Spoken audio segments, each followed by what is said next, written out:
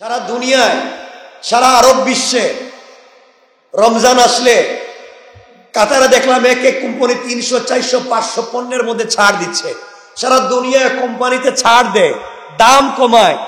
এই বড় বড় শিল্পপতির রাস্তায় দাঁড়িয়ে টাইনে টুইনে হইলে মানুষের ইফতার করায়। আপনি কত বড় শিল্পপতি দেখার দরকার নাই, আপনি সৌদিতে থাকলে আপনার টাইনে বলবে ইফতার নেন, না নিলে রাগ করবে। রাস্তা দাঁড়িয়ে আছে বড় কন্টেনার নিয়ে, নেন, না নিলে রাগ করবে। আপনি নিবেন না কেন? আর আমাদের দেশে কয় দেন, কথা বলেন না, দেন, যা দেন দিতে থাকেন, দরকার হলে ফ্রি তার একটা কিনে, দরকার হলে বাসায় গুদাম বানিয়ে রাখুন, দেন। কথা বলেন না? শুধু দাম বাড়ায়, শুধু দাম বাড়ায়।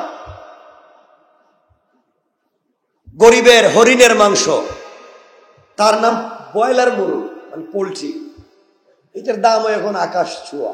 কতই আল্লাহ জানে, আমি জানি না পুরো 260। চিন্তা করছেন 260 টাকা ব্রয়লার মুরগ। ওরে আল্লাহ, এটা কোন দুনিয়া গেল? আরো জিনিসপত্র তো বাদই দিলাম। আল্লাহ আমাদের হেফাজত করে, বলে না আমি।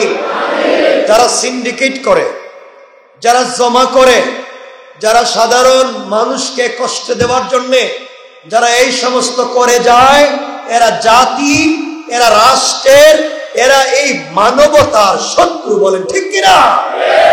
এরপরে যারা হজের প্যাকেজের দাম বাড়াইয়া হাজিদেরকে হজে যাইতে কষ্ট দিতেছেন এবং দিচ্ছেন, হজে যাইতে দিচ্ছেন না, মনে রাখবেন, হজে যাইতে সরাসরি বাধা দেওয়া আর পয়সা বাড়াইয়া যাইতে বাধা দেওয়া, দুটোটা সমান বাধা দেওয়া। কথা বলেন না কেন? আপনার বিমান সারা জিন্দেগি লোকসান করবে, আর লোকসানের টাকা নিরীহ হাজিদের পিঠ থেকে আদায় করবেন, আল্লাহর কাছে জবাব দেওয়া লাগবে, জবাব দেওয়া লাগবে। সারা জিন্দেগি মানুষের, সারা জিন্দেগি তার দুর্বলতার জায়গা, তার কলিজায় জায়গা দিয়েছে হাজরে আসওয়াদকে, কাবা, বাইতুল্লাহকে। অনেক গরিব আছে সারা জিন্দেগি কাটিয়ে দেয়, 10 টাকা, 20 টাকা, 50 টাকা করে টাকা জমা করছে, 2, 4, 5 লাখ টাকা হলে হজে যাবে। এখন তো 7 লাখে।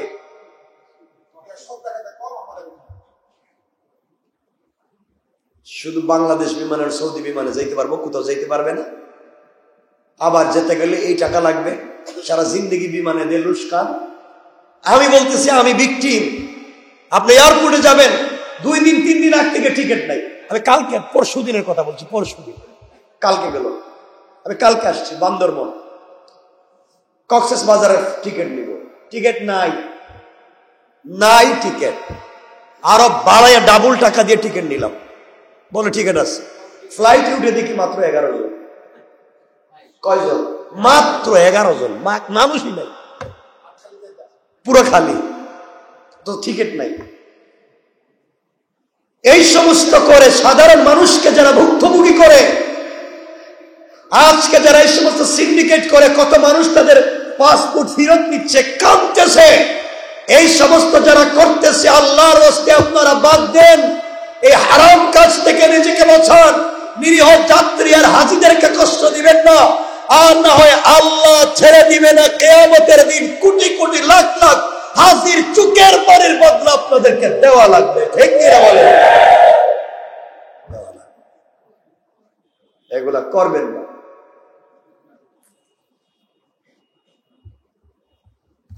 আল্লাহ আমাদের হেফাজত করো। অনেকে এসে বললো, হুজুর আর যেতে পারবো না, টিকিট, পাসপোর্ট ফেরত নিতে হচ্ছে। যাক, আল্লাহ আমাদের হেফাজত করুক, বলেন আমিন। আমরা একসাথে থাকতে চাই, ভালো থাকতে চাই। এগুলো এত সিন্ডিকেট কেন সারা দুনিয়ায়? এই যে রমজান আসছে আমাদের দেশে, কোথাও অন্যদিকে চলে যাবে, আমাদের দেশে। আমি আরো বলেছি, রমজানের প্রস্তুতি কি? যারা বিভিন্ন বাণিজ্য মন্ত্রণালয় সংশ্লিষ্ট, খাদ্য সংশ্লিষ্ট মন্ত্রণালয়ে জব করে, তাদের রমজানের প্রস্তুতি হলো গুদামজাত করো, চুলা, বুট, চানা, বেসন, চিনি, এগুলা বেশি বেশি গুদামজাত করো। মনে হইতেছে আগে বাংলাদেশে মানুষ ছিল 18 কোটি, আর রমজান হয়ে গেছে 40 কোটি। বাইরে গেছে, খালি খাও।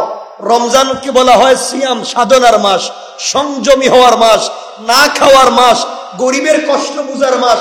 আর যে হারে আমরা মাল গুদামজাত করি, মনে হইতেছে আমরা শুধু খাই।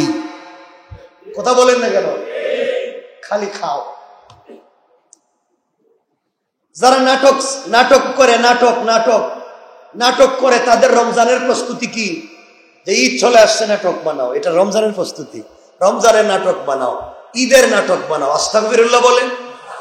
যারা সিনেমা সংশ্লিষ্ট তারা সিনেমার নাটক বানাও। যারা পত্র পত্রিকা লেখালেখি করে, পত্রিকাওয়ালারা গিয়া পিছনে পিছনে ঘুরে রমজান সম্পর্কে লেখালেখি দেন, রমজানকে স্বাগত জানান, রমজানের এইটা দেন, রমজানের ওইটা দেন। যারা বিভিন্ন কাপড়ের ফ্যাক্টরিতে জব করে, তাদের কাজ হলো রমজান চলে এসেছে, তাদের প্রস্তুতি হলো বিভিন্ন ডিজাইনের কাপড় বানানো। কথা বলেন না কেন? কথা বলেন না কেন? এগুলো হচ্ছে রমজানের প্রস্তুতি। আর বাজারে যারা দোকানদারি করে, এদের কাজ হলো মাল বেশি বেশি করে দোকানজাত করো, দোকানে গুদামে মাল বাড়াও, কারণ পুরো রমজান বিক্রি করতে হবে। এটা হলো এদের প্রস্তুতি। আরো কিছু মানুষের প্রস্তুতি হলো এই রমজানে, কেউ রমজানের প্রস্তুতি নিচ্ছে মেয়ের বাড়িতে কি খরচ পাঠাইবো, কেমন জিনিসপত্র দিব, এই নিয়ে তার প্রস্তুতি। যারা রাজনীতি করে তারা তাদের রমজানের প্রস্তুতি হলো শুধুমাত্র সেন্টার বুকিং করো, ইফতার পার্টি হবে। কথা বলুন, পুরো রমজান সেন্টার বুকিং করে কেন? ইফতার পার্টি, এটা হচ্ছে তাদের রমজানের প্রস্তুতি। কথা বললাম না কেন? আর হাবিব চাপদের প্রস্তুতি নাই। কোরআন শরীফ পড়ো, তারাবি পড়াই দিই। কথা বললেন না কেন? সুবহানাল্লাহ। শেষ। আমি একজন করে কইতেছি, তারা সামনে বলতেছি। আরো কিছু প্রস্তুতি বলি, আরো কিছু প্রস্তুতি। আপনার ছেলে মেয়েদের প্রস্তুতি হলো শুধু অনলাইনে অফলাইনে মার্কেটে ঘোরাঘুরি করা, কোনটা নতুন ডিজাইনের পোশাক আইলো। কথা বলেন না কেন? এ হচ্ছে তোমার আমার প্রস্তুতি। এগুলোই হচ্ছে দুনিয়ার প্রস্তুতি। দুনিয়া। এই প্রস্তুতি আপনারা নিতে থাকেন, নিতে নিতে আজরাইল চলে আসবে, প্রস্তুতি তার জায়গায় থাকবে, আপনি থাকবেন না।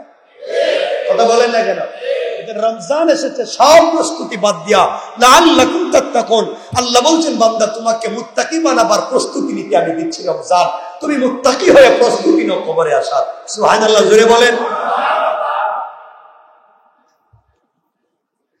এজন্য রমজানকে রুটিনের ভিতরে আনেন, বলেন ইনশাআল্লাহ। রমজান মাস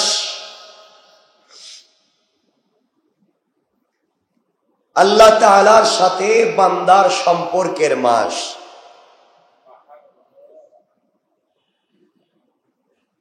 এগারো মাসে আল্লাহর সাথে বিভিন্ন কারণে আমরা গুনাহ করেছি, অন্যায় করেছি, খারাপি করেছি। এই জন্য আল্লাহর সাথে আমাদের অনেক সম্পর্কে গ্যাপ তৈরি হয়েছে, অনেক দূরত্ব তৈরি হয়েছে। রমজান এসেছে তৃতীয় পক্ষ হিসাবে। যখন বন্ধুর সাথে গ্যাপ তৈরি হয়ে যায়, তখন তৃতীয় পক্ষ আসে মিলিয়ে দেওয়ার জন্য। তা রমজান এসেছে আল্লাহর সাথে বান্দাকে মিলিয়ে দেওয়ার জন্য, আল্লাহর সাথে সম্পর্ক জুড়ে দেওয়ার মাস। এত আয়োজন এই পৃথিবীতে, এত দোকানদারি, এত বিজনেস, রাত দিন এত আয়োজন, সব তো দুনিয়া নিয়ে। দুনিয়া, এত মার্কেট, এত ফ্যাক্টরি, এত ইন্ডাস্ট্রি, এত কিছু, সব তো দুনিয়া। কিন্তু দুনিয়া যেই বডির জন্য করছি, এই বডি একদিন থাকবে না, থেকে যাবে রূহ। আমাদের এই বডির সুস্থতার জন্য পৃথিবীর সব থেকে সর্বোচ্চ ডাক্তারের কাছে যায়, ভিটা বিক্রি করি, মানুষের কাছে হাত পাতি, ভিক্ষা জুলি নিয়ে রাস্তায় নামি, সব করতে রাজি। এরপরেও যদি শরীরকে সুস্থ রাখা যায়, কিন্তু আমরা জানি 100 বৎসরের ভিতরে আমাদের যারা বেঁচে আছি, একজনেরও বডি ঠিক থাকবে না, সব পুকায় খেয়ে ফেলবে, পুকায়।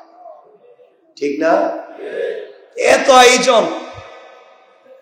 আয়োজন যে বডি পুকায় খেয়ে ফেলবে, যার অস্তিত্ব থাকবে না, মাটির সাথে মিশে যাবে, তার জন্য এত আয়োজন।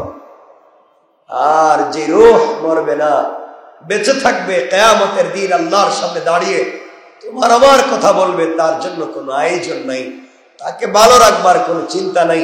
রমজান এসেছে এই রূহকে বডির উপরে প্রাধান্য দিয়া রূহকে শক্তিশালী করবার মাস।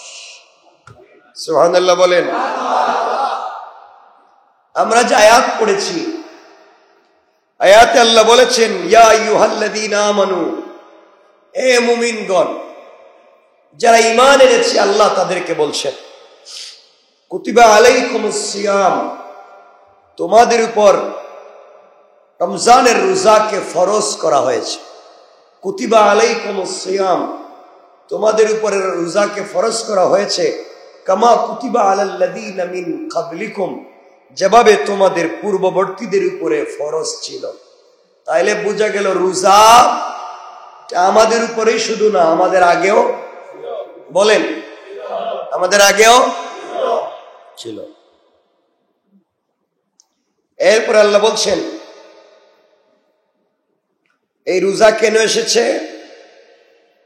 আল্লাহ বললেন লাআল্লাকুম তাত্তাকুন, যাতে তোমরা মুত্তাকি হতে পারো। কারণ জিন্দগির পণ আর প্রতিজ্ঞা হওয়া দরকার মুত্তাকি হওয়া। তাহলে রমজান এসেছে আমাদেরকে মুত্তাকি বানাবার জন্য, তাকওয়া অর্জনের মাস, সিয়াম সাধনার মাস, সংযমী হওয়ার মাস। কোন মাস বলেন না? এই মাস। এতটুকু মনে রাখবেন অর্থ। এরপরে আল্লাহ বলছেন আইয়ামাম মা'দুদাত, আল্লাহ বলছেন তোমরা মনে করতে পারো এটা বহুত লম্বা। আল্লাহ বলছেন না, এটা নির্দিষ্ট কয়েকটা গণনার দিন।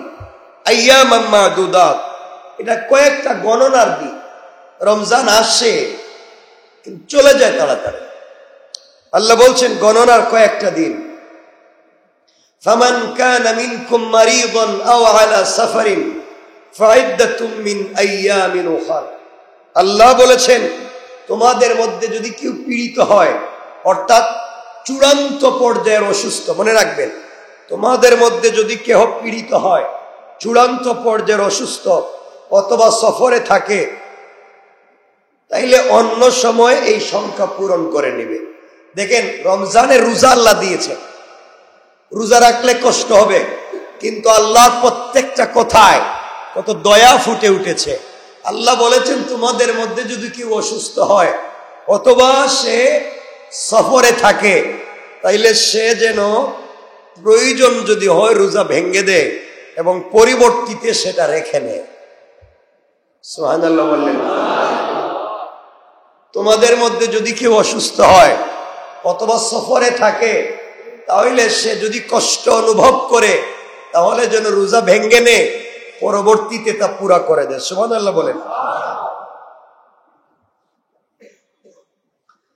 আর রোজা যাদেরকে কষ্ট দেয় আল্লাহ বলছেন ওয়া আলাল্লাযীনা ইউতীকুনাহু ফিদিয়াতুন তুআমু মিসকিন, আল্লাহ বলছেন আর যদি রোজা তোমাদেরকে এমন কষ্ট দেয়, এমন অসুস্থ হয়েছ আর সুস্থতার কোনো লক্ষণ দেখা যাচ্ছে না, এমন বিছানায় পড়ে গিয়েছ, ডাক্তারও বলে দিয়েছে, তোমারও মন বলছে আমি মনে হয় আর ভালো হব না, আমি মনে হয় আর সুস্থ হয়ে উঠবো না, আমি মনে হয় আমার আত্মীয় স্বজনের সাথে আর দেখা করতে পারবো না, আমি মনে হয় আমার সন্তানদের সাথে আর কথা বলতে পারবো না, আমি মনে হয় বন্ধু বান্ধবের সঙ্গে আর দেখা করতে পারবো না, আমি মনে হয় আমার রবের কদমে আর সেজদা দিতে পারবো না। মানে এমন পর্যায়ের অসুস্থ, আপনার দিল বলছে, ডাক্তারও বলছেন যে আপনি আর অসুস্থ হয়ে সুস্থ হয়ে উঠবেন না। আল্লাহ বলছেন এমন যদি হয়ে যায় তাহলে কর্তব্য হলো রোজার পরিবর্তে ফিদিয়া দেওয়া। রোজার পরিবর্তে আপনারা বলেন কাফারা, আপনারা বলেন কাফারা নয়। কেউ যদি চূড়ান্ত পর্যায়ের অসুস্থ হয়, বেঁচে থাকবার সম্ভাবনা নাই, সুস্থ হওয়ার সম্ভাবনা নাই, মানে সুস্থ হয়ে যে এই রোজাগুলো আবার রাখবে এটার সম্ভাবনা নাই, তাহলে প্রত্যেকটা রোজার বিপরীতে সে দিবে ফিদিয়া। সে দিবে ফিদিয়া। বলেন সে কি দিবে? ফিদিয়া, কাফারা নয়। কাফারা হচ্ছে কেউ যদি রোজা রাখবার সামর্থ্য থাকবার পরেও সে রোজা ভেঙ্গে দেয়, রোজা রাখবার সামর্থ্য আছে এরপরে রোজা রাখতে না, তার উপরে শাস্তি হলো কাফারা। শাস্তি কি? শাস্তি কি? আর কেউ যদি রোজা রাখবার পরে ইচ্ছা করে স্ত্রীর সাথে মেলামেশা করে ফেললো বা ইচ্ছা করে কিছু খেয়ে ফেললো, এই ধরনের ভুল করে, তাহলে কাফারাও লাগবে, রোজা আবার কাজাও করা লাগবে, মানে ডাবল অপরাধ। তাহলে এখানে আমরা যে আলোচনা করছি সেটা হচ্ছে, সে যদি এই পর্যায়ে অসুস্থ হয়, যে সুস্থ হওয়ার সম্ভাবনা বলেন না, এবং রোজা রাখলে সে মরে যাবে, রোজা রাখলে তার বিপদ হবে, রোজা রাখলে অঙ্গহানি হবে, রোজা রাখলে ঝামেলায় পড়ে যাবে, রোজা রাখলে তার সুগার সাদা হয়ে যাবে, নীল হয়ে যাবে, রোজা রাখলে তার প্রেসার নষ্ট হয়ে মরে যাবে, এই পর্যায়ে যদি হয় তাহলে সে রোজার বদলা কি দিবে? ফিদিয়া। কেমন এটা বলবো? একজন অভাবগ্রস্তকে দান করবে। আল্লাহ বলছেন ফিদিয়াতুন তুআমু মিসকিন, একজন অভাবগ্রস্তকে দিবে। এখন কি পরিমাণ দিবে? আপনি বন্ধু বান্ধব নিয়ে রেস্টুরেন্টে ঢুকলে এক বেলায় আপনি খান 5,000 টাকা আর ফিদিয়া দিবেন 40 টাকা। এটার সিস্টেম ইসলামে নাই। এই ভাবভঙ্গি ধরে, এই যে ভাবভঙ্গি ধরে বসে রয়েছি আমরা, দাড়ি, টুপি, জুব্বা, পাগড়ি, পাঞ্জাবি, পকেটে তসবি আছে, অলিয়া উলিয়ার মতো দেখা যাইতেছে সবরে। কার মতো মনে হইতেছে? অলিয়া উলিয়ার মতো। ভাবভঙ্গি ধরে জান্নাতে যাওয়া যাবে না, ভাবভঙ্গি ধরে জান্নাতে যাওয়া যাবে না। কারণ এই পৃথিবীতে তুমি আমি যে ভাবভঙ্গি ধরি, তার চাইতে বহুত ভাবভঙ্গি রাসূলের জমানার মুনাফিকেরাও ধরছে। কথা বলেন না কেন? আপনারা বলবেন ভাবভঙ্গি ধরছেন দাড়ি রেখে, এই যে আমিও রাখছি, দেখেন না আমিও দাড়ি রাখছি। আমার জন্মের পরে যেদিন দাড়ি প্রথমে উঠলো, যেই বয়সে, আজও দাড়িতে হাত লাগাইনি, খুর লাগাইনি একটা কাটার জন্যে। তা আমিও তো দাড়ি রাখছি, আপনাদেরও দাড়ি রাখছেন। মনে করতে পারি ভাবভঙ্গি ধরেছি, দাড়ি রেখে জান্নাতে চলে যাব, এই চিন্তা মাথা থেকে ফালাইয়া দেন। আজকে এগুলা কথা বলার সময় নাই। তোমার আমার যদি বহুত লম্বা লম্বা দাড়ি, আজকালকের বহুত খ্রিস্টানেরাও রাখে, বহুত হিন্দুরাও রাখে। কথা বলেন না কেন? ভাবভঙ্গি ধরে কাজ হবে না, কাজ হবে না। আপনারা বলতে পারেন সুন্দর একটা টুপি মাথায় দিলাম, দেখেন আমিও একটা টুপি দিছি, অথবা চমৎকার একটা পাগড়ি মাথায় দিলাম, পাগড়ি একটা মাথায় দিলাম, টুপি একটা মাথায় দিলাম, আল্লাহর ওলির মতো মনে হইতেছে পীর সাহেব। এই চিন্তা মাথা থেকে বাদ দেন। এই দুনিয়ার জমিনে সব থেকে সুন্দর পাগড়ি এবং সব থেকে দামি টুপি যারা মাথায় দেয়, সব থেকে দামি পাগড়ি যারা মাথায় দেয়, এরা অধিকাংশই শিখ। কথা বলা লাগবে। শিখের মাথায় পাগড়ি দেখছেন কি ডিজাইন করা, কত চমৎকার পাগড়ি। হ্যাঁ, তো তোমার চাইতে আরো বেশি ভাব বলছে। কথা বলেন না কেন? নাকি মিথ্যা বলছি? এগুলা ধরে কাজ হবে না, শুধু শুধু এগুলা থাকলেই হবে না। এজন্য ভালো করে মনে রাখবেন, এই যে পোশাক আশাক, এটার নামই শুধু তাকওয়া নয়। রব বলেছেন লিবাসুত তাকওয়া, এটা হচ্ছে তাকওয়ার পোশাক মাত্র। নবীজি বলেছেন তাকওয়া এখানে, আত-তাকওয়া হাহুনা, আত-তাকওয়া হাহুনা, আত-তাকওয়া হাহুনা। তাকওয়া হলো দিলের ব্যাপার। ভাবভঙ্গি ধরে বসে থাকলাম, দাড়ি টুপি জুব্বা আবা লাগাইয়া, পকেটে তসবিহ নিয়া আল্লাহর ওলির মতো বসে থাকলাম, আর ভিতরে শয়তানি বদমাইশি নাফরমানি মুনাফিকি রেখে দিলাম। এই ভাবভঙ্গি ধরে কিয়ামত অবধি জান্নাতে যাওয়া যাবে না। লম্বা হয়ে যাবে না, এলে বলে দিলাম। রাসূলের জামানার সব থেকে বড় মুনাফিক যে ছিল, যার নাম আব্দুল্লাহ ইবনে উবাই, যাকে তার মায়ের বংশ থেকে ইবনে সালুল নামে চিনি, হ্যাঁ রাসূলের মতো দাড়িও রাখছে, একবারে রাসূলের মতো দাড়ি, রাসূলের মতো জুব্বা। চিন্তা করতেছেন? আবার বলতেছি, রাসূলের মতো দাড়ি, রাসূলের মতো জুব্বা। শেষ না, সরাসরি নবীজির পিছনে নামাজ পড়ত, রাসূলের মুসল্লি। মাঝে মাঝে রাসূলের দস্তারখানে একই প্লেটে খাবারও খাইত। নবীজির হাত ধরে মদিনার বাজারে ঘুরে বেড়াত। চিন্তা করতেছেন?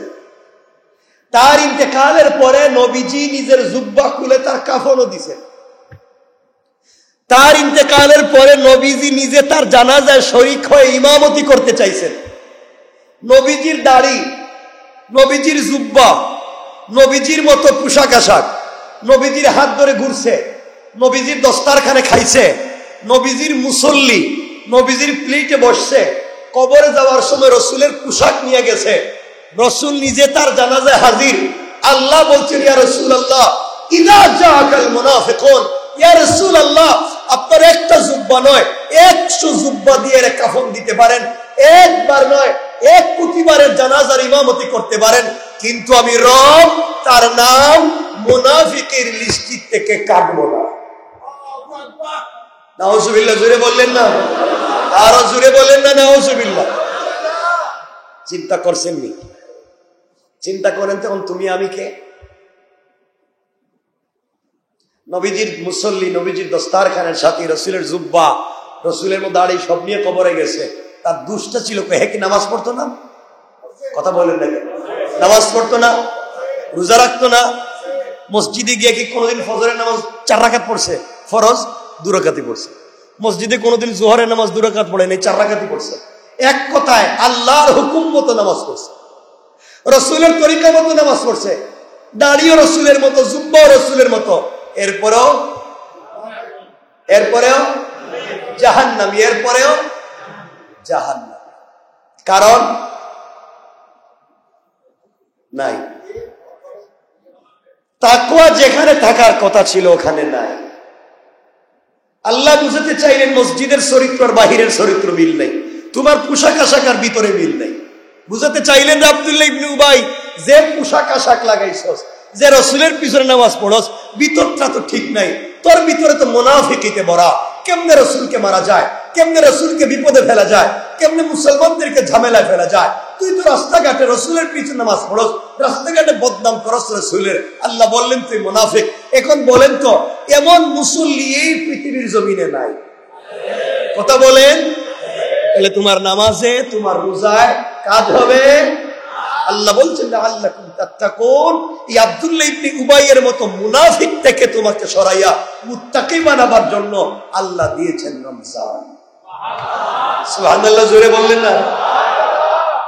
এখন চিন্তা করেন তুই পোশাক আশাক নিয়ে কই যাইবেন যদি ভিতর আমাদের ঠিক না থাকে? কি হবে? আজ যদি আমাদের আশা সরকারে কায়না, দু জাহানের সরদার নবী রহমত জনাবে মুহাম্মদ রাসূলুল্লাহ সাল্লাল্লাহু আলাইহি ওয়াসাল্লাম যে পথের কথা বলেছেন, যে মতের কথা বলেছেন, যে আদর্শের কথা বলেছেন, আমি যদি আমার বাস্তব লাইফে তা প্রতিষ্ঠা করতে না পারি, শুধু ভাব ভঙ্গি ধরে, বেশভূষা ধরে জান্নাতে যাওয়া যাবে।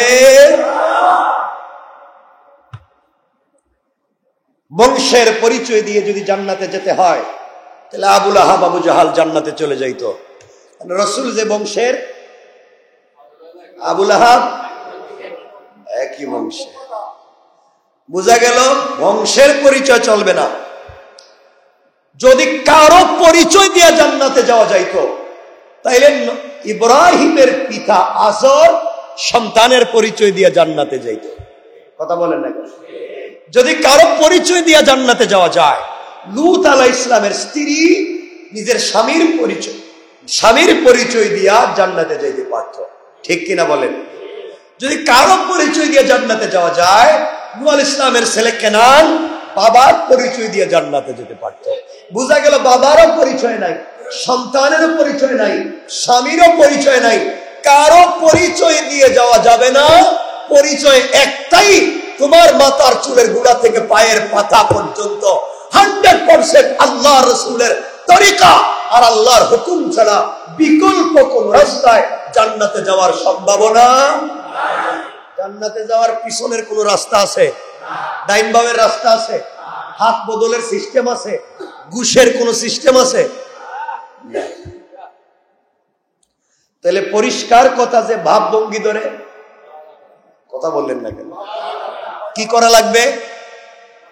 ওরে বাবা, তোমার যদি পোশাক থাকুক আর না থাকুক, আমার ওয়াজ পরিষ্কার, তোমার একটাও পোশাক নাই, তোমার টুপি নাই, তোমার পাঞ্জাবি নাই, তোমার পাগড়ি নাই, তোমার পায়জামা নাই, তোমার লুঙ্গি নাই, তোমার প্যান্ট শার্ট নাই, তোমার কিচ্ছু নাই, দিলে তাকওয়া আছে, দিলে আল্লাহ আছে, দিলে রসুল আছে, অন্তরে মোহাব্বত আছে, তোমার কিচ্ছু নাই, তুমি জান্নাতুল ফিরদাউসের মালিক। সুবহানাল্লাহ বলেন। আমার রাসূলের অনেক সাহাবী ছিলেন যার পোশাক ছিল না, স্ত্রী নামাজ পড়লে স্বামী গর্তে থাকতেন, স্বামী নামাজ পড়লে স্ত্রী গর্তে থাকতেন, স্বামী মসজিদে আসলে স্ত্রী গর্তের ভিতরে থাকতেন। একটা মাত্র কাপড়, স্বামী পড়লে স্ত্রীর নাই, স্ত্রী পড়লে স্বামী নাই। এমন অবস্থায় দিন কাটাইছেন, পেটে পাথর বাঁধছেন, গড় নাই, যুক্তি গড় নিয়া মাঠে ময়দানে তাবু টাঙ্গাইয়া থাকছেন। এরপরেও তারা জান্নাতের মালিক হয়েছেন। বুঝা গেল ভাবভঙ্গিতে ইসলাম নাই, ইসলাম দিলে। কোথায়? অন্তরে। এজন্য রাসূল বলেছেন আত-তাকওয়া হাহুনা, তাকওয়া এখানে। আর আল্লাহ বলছেন লাআল্লাকুম তাত্তাকুন, রমজান দিয়েছি ওখানের চিকিৎসার জন্য। সুবহানাল্লাহ বলেন না? ওখানের চিকিৎসার জন্য, রূহের চিকিৎসার জন্য তোমাদেরকে রোজা রমজান দিয়ে বলেছি, চিকিৎসা হয়ে গেলে তোমরা মুত্তাকি হয়ে যাবে। সুবহানাল্লাহ বললেন না?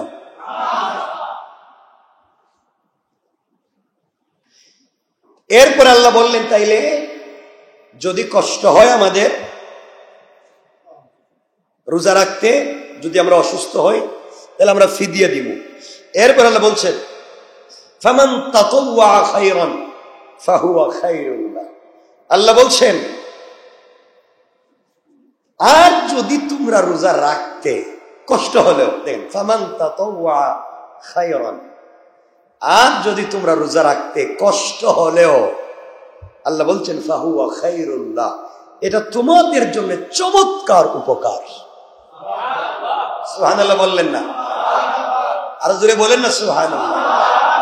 এরপর আল্লাহ রাব্বুল ইজ্জত ওয়াল জালাল বলছেন ওয়া আন তাসুমু খায়রুল লাকুম ইন কুনতুম তা'লামুন, যদি তোমরা বুঝতে সৎ কাজ করলে কি হয়, আর যদি রোজা রাখতে তাহলে এটা তোমাদের জন্য অধিক ফলপ্রসূ ছিল। যদি তোমরা এটা জানতে তাহলে যত কষ্টই হোক রোজা ছাড়তে না। সুবহানাল্লাহ বলেন। কোন কাজ একা একা করলে কষ্ট হয়, কিন্তু সবাই মিলে করলে, তাহলে সবাই যদি রোজা রাখে, আমরাও যদি রাখি, কষ্ট হবে না। কিন্তু বাংলাদেশে দেখবেন গতকাল পর্যন্ত অনেক রেস্টুরেন্টে পর্দা ছিল না, আজকে থেকে অনেক রেস্টুরেন্ট পর্দার মাধ্যমে তারা আল্লাহর হুকুম পালন করতে শুরু করেছে। রেস্টুরেন্টও পর্দা করে নাই বাংলাদেশে। বহুত রেস্টুরেন্ট দেখবেন আজকে পর্দানশীল নারীর মতো এরা পর্দা টর্দা দিয়া বৈশা রয়েছে, ঘুমটা গামটা দিয়া। কেন বাবা, কেন এটা করতেছ? আল্লাহ তুমি পর্দা দিয়া কারে ডাকছ?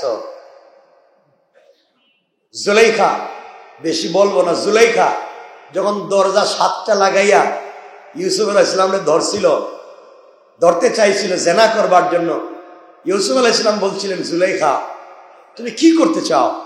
জুলাইখা বলছে কেউ দেখবে না, দরজাও কেউ খুলে দিবে না, 7টা দরজা লাগানো, দরজা খোলার সম্ভাবনাও নাই। তুমি আছো আর আমি আছি, এখন তুমি আমার মনের খাহিশ পুরা করবে। ইউসুফ বলছিলেন এটা কি? জুলাইখা বলছে এটা তো মূর্তি, আমনের মূর্তি। তুমি তোমার রবের সামনে, ইউসুফ বললেন তুমি তোমার রবের সামনে জেনা করবে, লজ্জা হয় না? সাথে সাথে জুলাইখা তার মুখ থেকে কাপড় সরাইয়া মূর্তিরে ঢাইকা দিছে, দিয়ে বলছে আর ক্ষুধা দেখবে না। ইউসুফ বললেন তোমার এই ক্ষুধা দেখবে কেমনে? তোমার এই ক্ষুধার কথা তো বলি না, আমি বলছি যে রব মাটির নিচেও দেখে, যে রব সাগরের নিচেও দেখে, যে রব তোমাকে আমাকে দেখে, এই রব আরশে আজিম থেকে তোমাকে আমাকে দেখতেছে। সুতরাং রব দেখতে পারে এমন কোন জায়গায় আমি জেনা করব। আল্লাহু আকবার বললেন না? এমন বলেন পৃথিবীর এমন কোন জায়গা আসেনি যেখানে রব দেখেন না? কথা বলেন। আপনি পর্দা দিয়ে কারে ডাকছেন? কেন এগুলা করতেছে? আমি তো আপনাদের দুশমন না, আমি বলতেছি কেন এগুলা করতেছে। সারা দুনিয়ায়, সারা আরব বিশ্বে রমজান আসলে কাতারে দেখলাম এক এক কোম্পানি 300, 400, 500 পণ্যের মধ্যে ছাড় দিচ্ছে। সারা দুনিয়ায় কোম্পানিতে ছাড় দেয়, দাম কমায়। এই বড় বড় শিল্পপতিরা রাস্তায় দাঁড়িয়ে টাইনে টুইনে হইলে মানুষের ইফতার করায়। আপনি কত বড় শিল্পপতি দেখার দরকার নাই, আপনি সৌদিতে থাকলে আপনার টাইনে বলবে ইফতার নেন, না নিলে রাগ করবে। রাস্তা দাঁড়িয়ে আছে বড় কন্টেনার নিয়ে, নেন, না নিলে রাগ করবে। আপনি নিবেন না কেন? আর আমাদের দেশে কয় দেন, কথা বলেন না কেন?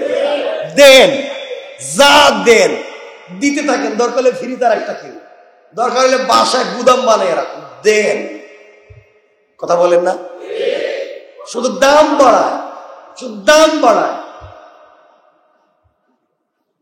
গরিবের হরিণের মাংস, তার নাম ব্রয়লার গরু মানে পোলট্রি, এটার দাম এখন আকাশ ছোঁয়া। কত হয়েছে আল্লাহ জানে, আমি জানি না বলে। 260। চিন্তা করছেন? 260 টাকা ব্রয়লার মোরগ। ওরে আল্লাহ, এটা কোন দুনিয়া গেল? আরো জিনিসপত্র তো বাদই দিলাম।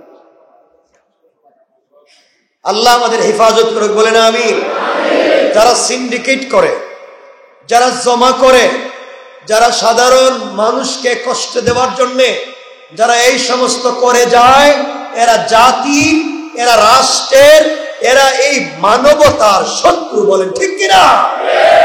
এরপরে যারা হজের প্যাকেজের দাম বাড়াইয়া হাজিদেরকে হজে যাইতে কষ্ট দিতেছেন এবং দিচ্ছেন, হজে যাইতে দিচ্ছেন না, মনে রাখবেন, হজে যাইতে সরাসরি বাধা দেওয়া আর পয়সা বাড়াইয়া যাইতে বাধা দেওয়া, দুটোটা সমান বাধা দেওয়া। কথা বলেন না কেন? আপনার বিমান সারা জিন্দেগি লোকসান করবে, আর লোকসানের টাকা নিরীহ হাজিদের পিঠ থেকে আদায় করবেন, আল্লাহর কাছে জবাব দেওয়া লাগবে, জবাব দেওয়া লাগবে। সারা জিন্দেগি মানুষের, সারা জিন্দেগি তার দুর্বলতার জায়গা, তার কলিজায় জায়গা দিয়েছে হাজরে আসওয়াদকে, কাবা, বাইতুল্লাহকে।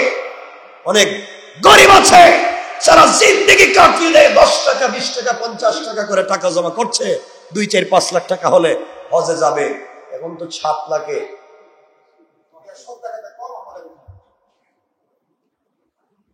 শুধু বাংলাদেশ বিমানের সৌদি বিমানে যাইতে পারবো, কোথাও যাইতে পারবে না। আবার যেতে গেলে এই টাকা লাগবে, সারা জিন্দেগি বিমানে দিয়ে লুস্কান। আমি বলতেছি, আমি ভিকটিম।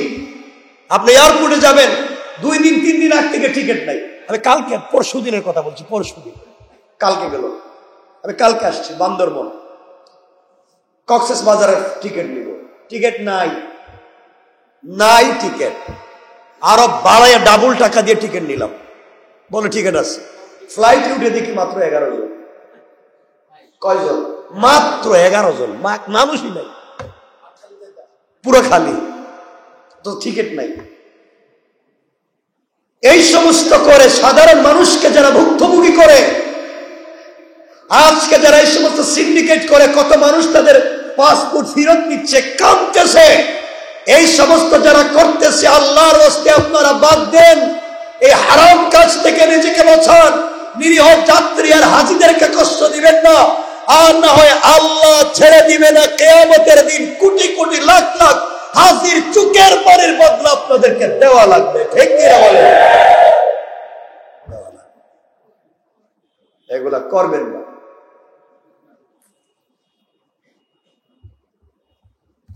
আল্লাহ আমাদের হেফাজত করো। অনেকে এসে বললো, হুজুর আর যেতে পারবো না, টিকিট পাসপোর্ট ফেরত নিতে হচ্ছে। যাক, আল্লাহ আমাদের হেফাজত করুক, বলেন আমিন। আমরা একসাথে থাকতে চাই, ভালো থাকতে চাই। এগুলো এত সিন্ডিকেট কেন সারা দুনিয়ায়? এই যে রমজান আসছে আমাদের দেশে, কোথাও অন্যদিকে চলে যাবে, আমাদের দেশে। আমি আরো বলেছি, রমজানের প্রস্তুতি কি? যারা বিভিন্ন বাণিজ্য মন্ত্রণালয় সংশ্লিষ্ট, খাদ্য সংশ্লিষ্ট মন্ত্রণালয়ে জব করে, তাদের রমজানের প্রস্তুতি হলো গুদামজাত করো, চুলা, বুট, চানা, বেসন, চিনি, এগুলা বেশি বেশি গুদামজাত করো। মনে হইতেছে আগে বাংলাদেশের মানুষের 18 কোটি, আর রমজান হয়ে গেছে 40 কোটি, বাইরে গেছে। খালি খাও। রমজানকে বলা হয় সিয়াম, সাধনার মাস, সংযমী হওয়ার মাস, না খাওয়ার মাস, গরিবের কষ্ট বুঝার মাস। আর যে হারে আমরা মাল গুদামজাত করি, মনে হইতেছে আমরা শুধু খাই। কথা বলেন না কেন? খালি খাও। যারা নাটক করে, নাটক করে, তাদের রমজানের প্রস্তুতি কি? যে ঈদ চলে আসছে, নাটক বানাও, এটা রমজানের প্রস্তুতি। রমজানের নাটক বানাও, ঈদের নাটক বানাও। আস্তাগফিরুল্লাহ বলেন।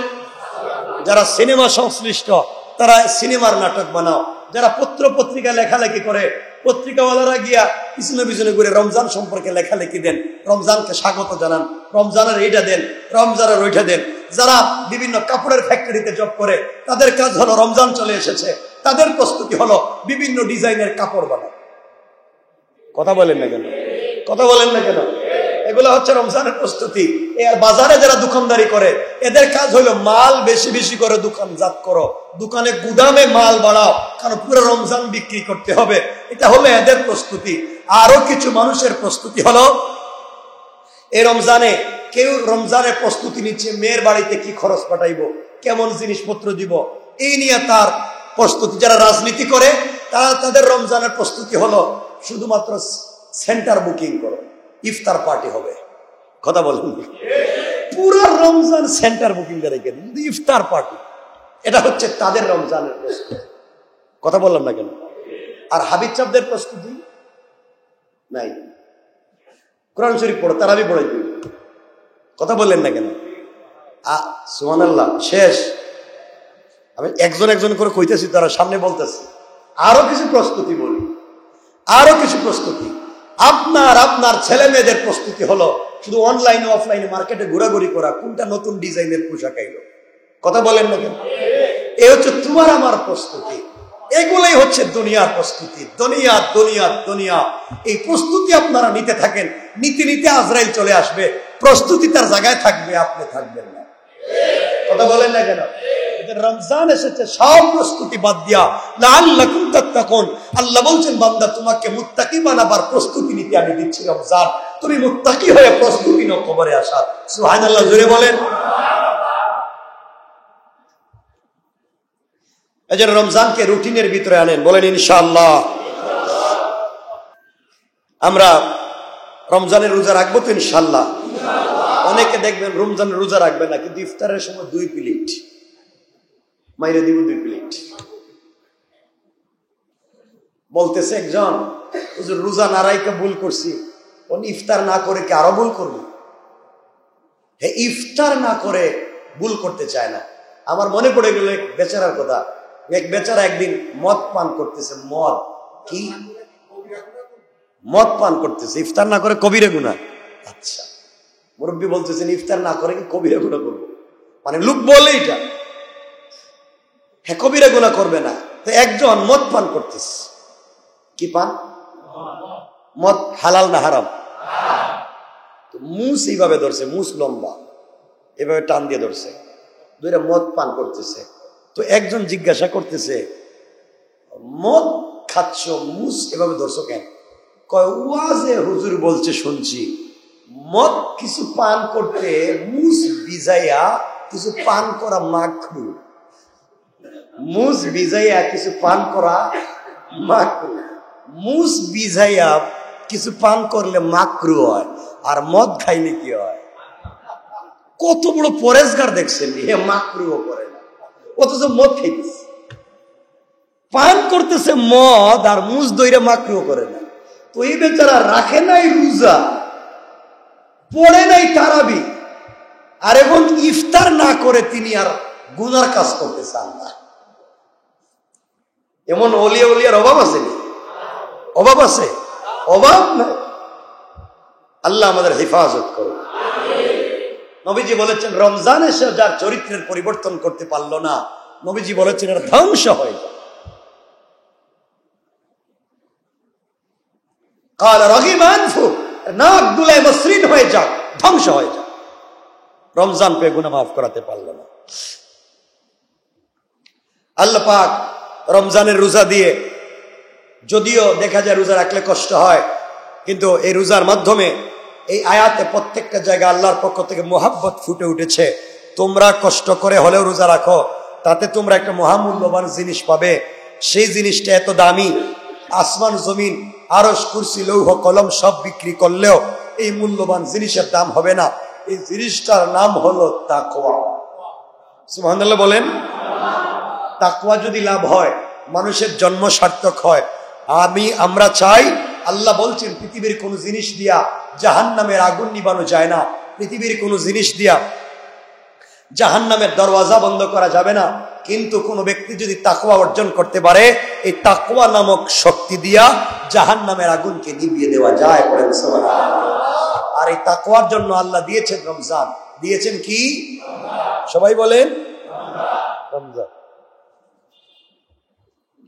আল্লাহ বলেছেন 3 নম্বর সূরা আল ইমরানের 185 নম্বর আয়াতের একটা অংশে বলেছেন, ফামান যুহজিহা আনিন নার ওয়া উদখিলাল জান্নাতা ফাকাদ ফাজ। আল্লাহ বলেছেন, যাকে দুজকের আগুন থেকে সরিয়ে দেওয়া হবে এবং জান্নাতে প্রবেশ করানো হবে তাকওয়ার মাধ্যমে, তার মতো সফল কাম ইজ্জতওয়ালা এই পৃথিবীতে আর কেউ না। সুবহানাল্লাহ বলেন। রোজার বিষয়টা হলো, রোজার কষ্ট হলো ইনজেকশনের মতো, শরীরে সুই দেওয়ার মতো। অর্থাৎ ডাক্তার রোগীর সঙ্গে কোনো শত্রুতা নাই, না আছেন? ডাক্তারের সঙ্গে রোগীর কোনো শত্রুতা আছে? বরং বেচারা পয়সা নিছে রোগীকে ভালো করবার জন্য। এই জন্য রোগীকে মোহাব্বত করে রোগীর উপকারের জন্য ডাক্তার মাঝে মাঝে শরীরে ইনজেকশন দেয়, দেয়নি? বলেন না। তার অর্থ হলো রোগীকে কষ্ট দেওয়া না সাময়িক কষ্ট দিয়ে সুস্থ করা? কথা বলেন না কেন? তাহলে আল্লাহর রোজা দিয়ে সাময়িক খাবার বন্ধ করে তাকে দুনিয়ায় সুস্থ রেখে জান্নাতে দিতে চান। সুবহানাল্লাহ। দেখেন আল্লাহ কেমন। ডাক্তারের প্রতি খুশি হয়ে পাবলিক যেভাবে টাকা পয়সা দিয়ে বিদায় করে, আর রূহ কোনোদিন শেষ হবে না, রূহ শেষ হওয়ার জিনিস না, এটা অনন্তকাল থাকবে, এটার চিকিৎসার দরকার। আর রূহের চিকিৎসা পৃথিবীর কেউ করতে পারে না, করে থাকেন কে? আল্লাহ। আর এই রূহের চিকিৎসা করেন তাকওয়ার মাধ্যমে, রোজা দিয়া। সুবহানাল্লাহ বলেন। 11 মাস আমাদের গাফলতির কারণে আমাদের বডির মধ্যে অনেক ধরনের রোগ জীবাণু তৈরি হয়ে যায়, রূহ দুর্বল হয়ে যায়, আল্লাহর প্রতি ধাবে না, ইবাদত করতে চায় না, খারাপ কাজে চলে যায়, শরীরের মধ্যে তন্দ্রা ক্লান্তি চলে আসে।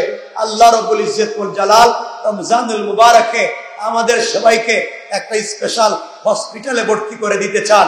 এই ভর্তি করে হসপিটালে আল্লাহ নিজে আমাদের চিকিৎসা দিতে চান। এই হসপিটাল হচ্ছে রমজান। চিকিৎসা করতে চান আল্লাহ তাকওয়ার মাধ্যমে। বলেন সুবহানাল্লাহ।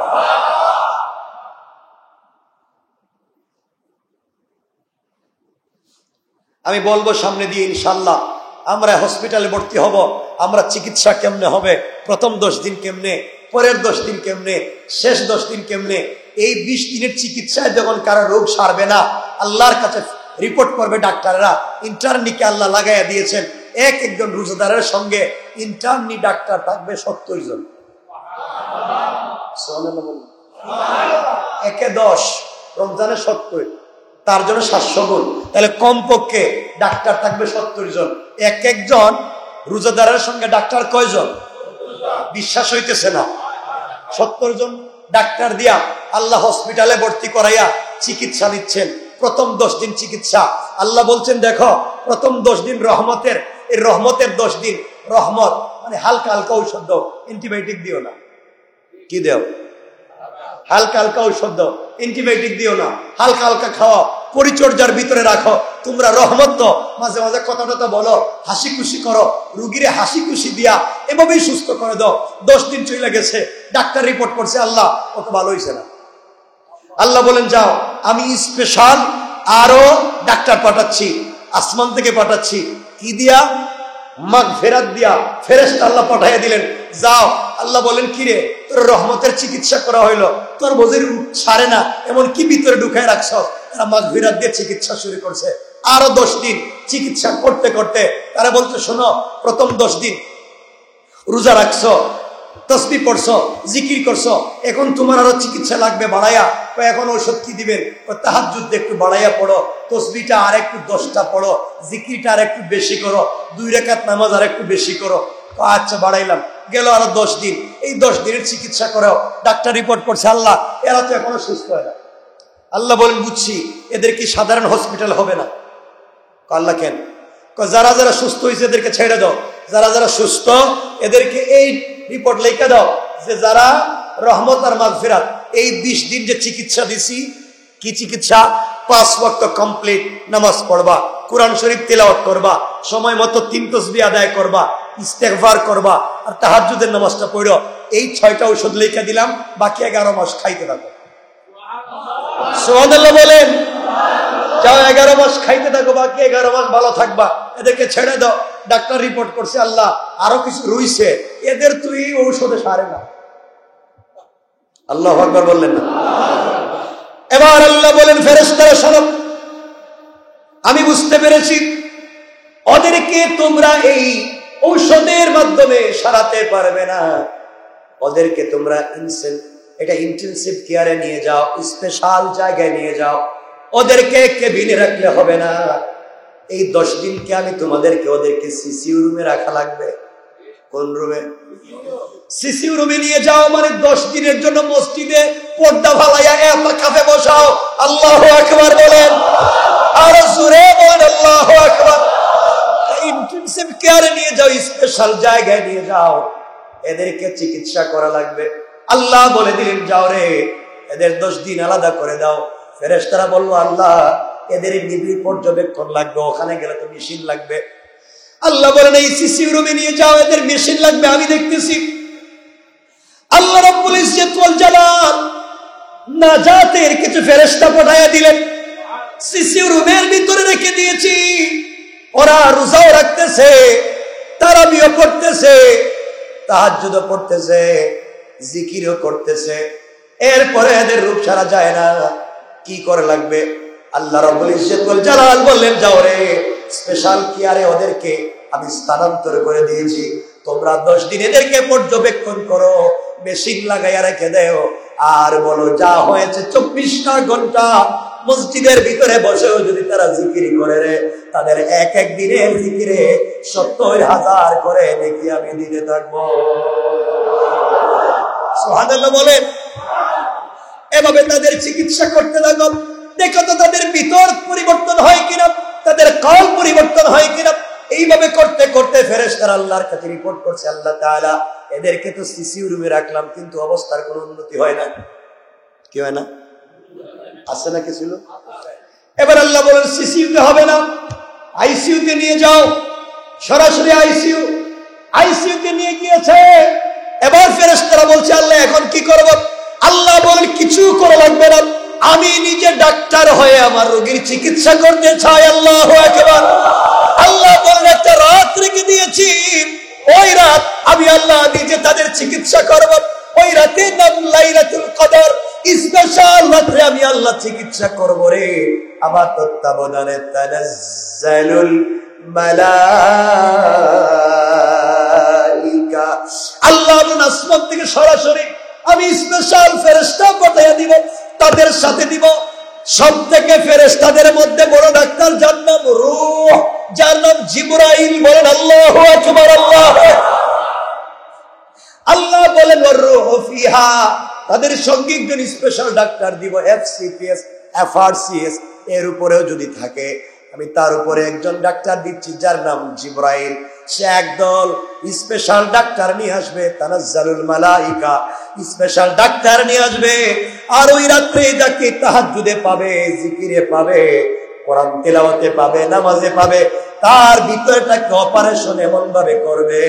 আল্লাহ তাআলা বলছেন, যদি তাকে ওই রাত্রে ইবাদতে পেয়ে যায়, আমি আল্লাহ 83 বছর সুস্থ থাকবার, 83 মাস, 83 বছর সুস্থ থাকবার, 1000 মাস সুস্থ থাকবার, 83 বছর সুস্থ থাকবার মতো ঔষধ তাকে দিয়ে দিব। এই রাত্রে তার যদি অপারেশন সাকসেস হয়ে যায়, অর্থাৎ এই রাত্রে যদি সে ইবাদতে লেগে যায়, 83 বছর আর কোনো ঔষধ খাওয়া লাগবে না। আল্লাহু আকবার বলেন। 83 বছর তাকে সুস্থতার গ্যারান্টি আমি দিচ্ছি, যদি এই রাত্রে সে ইবাদতে লেগে যায়। আর শুধু এক রাত্রে তো বললাম, আল্লাহ বলছেন, বান্দা এইভাবে করতে করতে করতে করতে যদি ঈদের রাত চলে আসে, আমি আল্লাহ একটা প্রেসক্রিপশন প্রেসক্রাইব করে দিব। ঈদের রাত্রে চাঁদ উঠে গেছে, এদেরকে সিসিউ আইসিইউ রুম থেকে, কেবিন থেকে বাইর করে দাও, আর স্পেশাল এই প্রেসক্রিপশনটা ধরায়া দাও। যাও, সকালবেলা তোমরা হসপিটাল থেকে বাইরে যাও, তোমাদের হসপিটালে থাকা লাগবে না, কাগজ লিখে দেওয়া হয়েছে, তোমাদেরকে এতদিন অ্যান্টিবায়োটিক খাওয়ানো হয়েছে। অনেক অ্যান্টিবায়োটিক। কিসের অ্যান্টিবায়োটিক?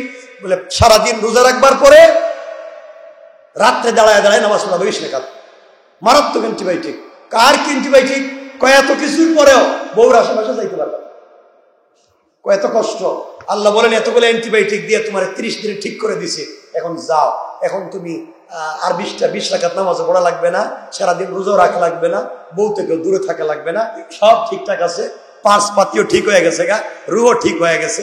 এখন আর বেশি বেশি তোমার অল্প অল্প কিছু ওষুধ লিখে দিলাম, প্রতিদিন 5 ওয়াক্ত নামাজটা ঠিক মতো পড়বা, আর একটু জিকির আজকার করবা, মিথ্যা কথা বইলো না, গীবত কইরো না, যাও এই কাজগুলা করতে থাকো, মরার আগ পর্যন্ত রোগ হবে না।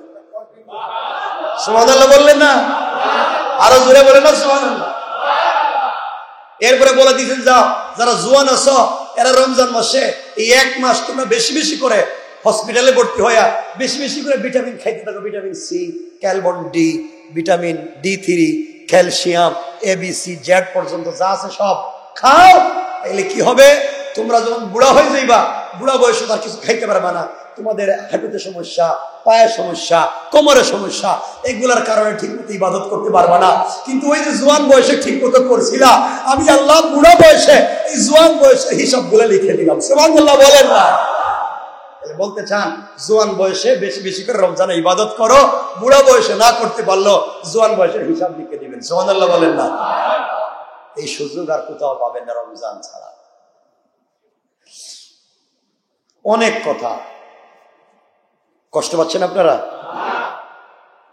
এজন্য আমাকে কথা দেন, আমরা রোজা রাখবো তো ইনশাআল্লাহ, সবাই রাখবো তো ইনশাআল্লাহ, কষ্ট হলেও ছাড়বো না।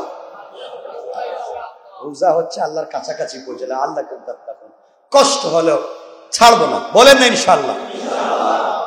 বাচ্চাদেরকে রোজা রাখাইয়েন, রোজার একটা বৈজ্ঞানিক উপকার আছে, এগুলা বলার আমার সময় নেই। এই রোজার উপরে কেউ গবেষণা করে PhD ডক্টরেট ডিগ্রি করছে, রোজার উপরে গবেষণা করে পৃথিবীর সব থেকে বড় পুরস্কার পাইছে, রোজার উপরে গবেষণা করে। এজন্যে রমজানে কেমনে চলবেন, রমজানে কি করবেন, সব আছে। আল্লাহ আমাদের কবুল করে, বলেন আমিন। সময় কম তো সব কথা বলা যাচ্ছে না, এজন্য বললাম রমজান একটা স্পেশাল হসপিটালে ভর্তি হওয়ার মাস। আমরা পুরো মাস তো ভর্তি, ঠিক আছে তো ইনশাল্লাহ? আচ্ছা, হসপিটালে ভর্তি হইলে কি আপনার মন মতো ইচ্ছা মতো কিছু করতে পারবেন? কথা বলেন। আপনার মন চাইলো এখন আপনি কিছু খাইবেন, ডাক্তার বলে দিয়েছে কি আপনি আপনার কি ডায়াবেটিস বেশি, আপনি মিষ্টি খাইতে পারবেন না, আপনি খাইতে পারবেন? ডাক্তার বলছে আপনার প্রেশার লো হয়ে গেছে, আপনি চাইলে কিছু খেতে পারবেন? ডাক্তার যা বলছে এভাবে চলতে হবে। আমরা যদি মনে করি হসপিটালে ভর্তি আছি, তাহলে বড় ডাক্তার আল্লাহ, আল্লাহ বলেছেন তোমরা অসুস্থ, ফজরের আজান থেকে নিয়ে সুবে সাদিক থেকে নিয়ে সন্ধ্যা পর্যন্ত, সূর্য উদিত হওয়া থেকে নিয়ে সূর্য অস্ত যাওয়া পর্যন্ত কিছু খেতে পারবে না। কে বলছেন? সবাই বলেন আমরা খাবো, এই তো হয়ে গেল। আল্লাহ বলছেন খাওয়া বন্ধ, কিন্তু ঠোঁট দিয়া গালিগালাজ করা যাবে না, এটাও বন্ধ। গীবত করা যাবে না, এটাও বন্ধ। ঠিক আছে তো? চোখ দিয়ে হারাম জিনিস দেখা যাবে না, এটাও। হাত দিয়ে হারাম জিনিস ধরা যাবে না, এটাও। পাও দিয়ে হারাম কাজে যাওয়া যাবে না, এটাও। এই তো ডাক্তার বলে দিয়েছে বন্ধ। এখন ডাক্তার বলছে তুমি চাইলে সন্ধ্যার পরে কিছু খাইতে পারো, আপনি বলেন খাইতে যখন বলছে যা আছে সব খায় ফেলে, এমন খাওয়া শুরু করছেন, আবার অসুস্থ, তাহলে তো কাজ হবে না। এজন্য ডাক্তার বলে দিয়েছে আপনি কি কি খাবেন। দেখেন না, ডাক্তার কিছু বলে দেয় যে আপনি 1 কাপ ভাত খাবেন, 2 চামচ ভাত খাবেন, 1 গ্লাস দুধ খাবেন, এবার বলে না ডাক্তার? কথা কয় না কেন? তো আল্লাহ বলেছেন বান্দা তুমি কিন্তু হসপিটালে ভর্তি, বেশি খাইও না। বেশি খাওয়া যদি ইফতারের সময় তারাবি পড়তে পারবে না, দেখবা ক্লান্তি লাগতেছে, অল্প খাও, আবার তারাবি পড়া লাগবে। এইভাবেই তোমার আমি ঠিক করবো, অল্প অল্প অল্প অল্প খাওয়াইয়া, অল্প অল্প খাওয়াইয়া তারাবি পর্যন্ত পৌঁছাইলেন। তারাবির সময় বললেন দেখো কষ্ট করে তোমার 20 টাকা পড়তে হইব। আল্লাহ এত কষ্ট, সারা বছরই তো ঠিক মতো নামাজ পড়ো নাই, খালি রুকু দাও, সেজদা দাও, দেখো পায়ের হাড্ডি, কোমর, পিঠ, ঘাড়, হাত, সব রোগ, সব ব্যথা, সব ব্যায়াম ঠিক হয়ে যাবে। সুবহানাল্লাহ বলেন। আল্লাহ বুঝতে চাইলেন, শুনছি তোমার নাকি মেরুদণ্ডে প্রবলেম হচ্ছে, রক্ত ঠিক মতো যায় না, সেজদায় গিয়ে বেশি সময় থাকো, রুকু থেকে বেশি সময় থাকো, সোজা মেরুদণ্ড করো, সোজা করো, ব্লাড সার্কুলেশন ঠিক করে দিবেন কে? এরপরে বলতেন, বুঝছি তোমার গাড়ি নাকি ব্যথা হয়, বলে হয়তো, বলে 20 রাকাত নামাজে 40 বার ঘাড় ঘুরাইবা। সুবহানাল্লাহ বললেন, কয়বার? 40 বার। দেখছেন না? সুবহানাল্লাহ বললেন না? আর কি চান আপনি? আল্লাহ আমার কোমরে তো সমস্যা, আল্লাহ বলেন ঠিক আছে, রুকুতে তোমার 20 বার কোমরে দিব, আর সেজদায় গেলে আরো 40 বার। দেখতেছেন? আল্লাহ বলেন হাঁটুতে সমস্যা, আল্লাহ বলছেন রুকুতে গিয়ে হাঁটুকে একবারে সোজা করে। আল্লাহু আকবার। আর কি চান? আল্লাহ আমার তো এখানে ওখানে সমস্যা, আল্লাহ বলছেন হাত উঠাও, হাত উঠাও। নামাজে 20 বার, কয়বার? হাত উঠানো লাগবে না? আর কি চাচ্ছেন আপনি? পুরো বডিকে সুস্থ করে দিচ্ছেন আল্লাহ। আল্লাহু আকবার। এদিকে এক্সারসাইজ হচ্ছে, বডিও ঠিক হচ্ছে, খাবারও ঠিক হচ্ছে, হাঁটা চলাও ঠিক হচ্ছে, সব ঠিক করে দিতেছেন কে? আল্লাহ। এরপরে বলছেন, বুঝছি বান্দা, তুমি তো কম কম ইবাদত করছো, এজন্য দিলে ময়লা জমে গেছে, কারণ একটু জিকির জুকির একটু বাড়াইয়া করো, কলব পরিষ্কার হয়ে যাবে। বুঝছি তোমার চোখ তো নষ্ট হয়ে গেছে গা, চোখ থেকে পানি পড়ে না, বুয়া বুয়া কান্না করো, কান্নো, মেয়ের জন্য কান্না করো, এক মেয়েকে ভালোবেসে তার জন্য কান্না করতেছ, সম্পত্তির জন্য কান্না করতেছ, সব বাদ দাও, আজকে থেকে কান্না করবো আমার জন্য। চোখ আমার, চোখের পানি আমার, চোখের দাম বহুত বেশি, চোখের পানির দামও বেশি, এই চোখের পানি যে কারোর জন্য ফেলা যাবে না, এটা আমার জন্য বান্দা ফেলো। আমি কথা দিলাম, রমজানে যদি তুমি আমার জন্য চোখের পানি ফেলো, এই পানিকে আমি জমা করে রাখবো, আর কিয়ামতের দিনে তোমার চোখের পানির দ্বারা জাহান্নামকে দূরে সরাইয়া, তোমার থেকে জাহান্নাম সরাইয়া জান্নাত ওয়াজিব করে দেব। আল্লাহ আমাদের কবুল করুন।